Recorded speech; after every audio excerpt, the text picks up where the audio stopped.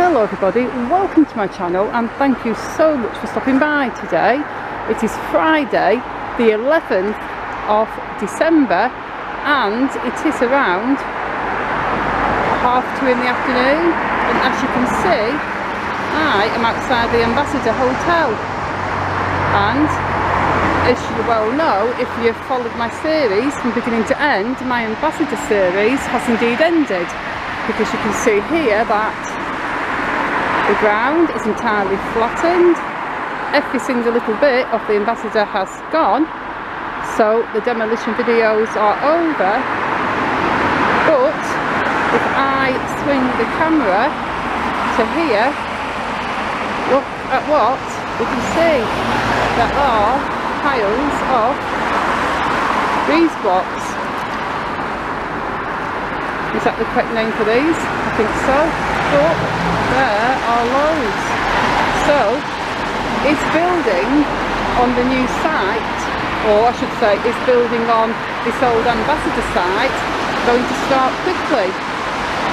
I did read that the original owner was going to build, well, was going to convert the original Ambassador into luxury apartments, but obviously he couldn't because it was deemed unsafe and was placed under the order of an emergency demolition. So that's why it had to come down, and that's why the Pete Marcus crew got the job done so quickly. And in my last video I did show you the side, how all that protective plastic, polythene, sheeting, whatever you call it, has been placed on the side of the adjoining wall with the rutland to protect the rutland from the elements and the weather. And I assume that the owner would want to build flats on the land, but I also thought that they would have to go down the route of gaining planning permission, submitting plans, etc, etc, and I thought that would take a long time.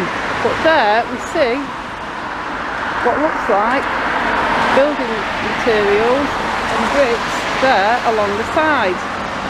Of course it is entirely possible that those are just being temporarily stored there and they're going to be used for something entirely different in an entirely different place. But it's also entirely possible that those are going to be used here, and that is the beginning of whatever is coming next for the old Ambassador site. So this video is probably going to be labelled The Ambassador, What's Next, Part 1. Of course, if nothing's next, I'll change the title to Final Update Empty Site, but for now this video could be part 1 of a whole new series. The old Ambassador site, what's next? I mean, I don't know what's next, so it'll be what's next in the form of a question. But for now, that's what it's like here. I was asked in my comments to film the absolute empty site with all the machinery gone, so that's what I came to do, but then I spotted those blocks, so I thought, oh, that's interesting. I wonder if they are going to be used around here. So possibilities, folks. Possibility 1, they're just going to be used for something completely different somewhere close by, and they're just being stored there for convenience. Possibility 2, they are going to be used for whatever is going to be happening next on this site. Or possibility 3, and possibly the most likely, is they are going to be used for a semi-permanent solution to safeguard that side, that wall, protect that wall. So maybe they'll be building a temporary or semi-permanent wall along there. But honestly, I don't really know. But I did want to bring you what is the latest news. So what do you think those breeze blocks are for? Please leave your guesses or assumptions in the comment section.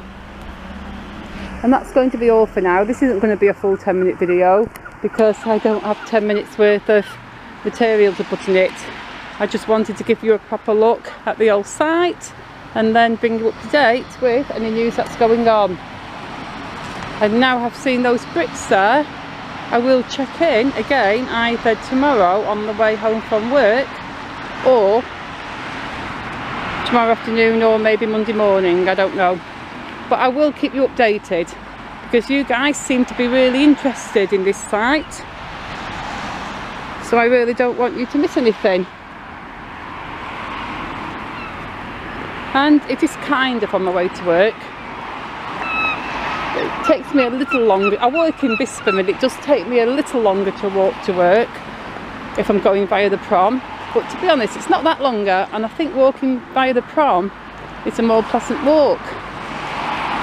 So yeah, I don't really mind walking down here. I tend to walk 89 miles a day anyway because I do a lot of walking to film, and I also do a lot of walking at work because my job is 100% on my feet and I'm always moving, I'm never stood still. So yeah, I crank up a lot of miles. And on a completely different note, my shoe came apart yesterday, so now I've got my different shoes on.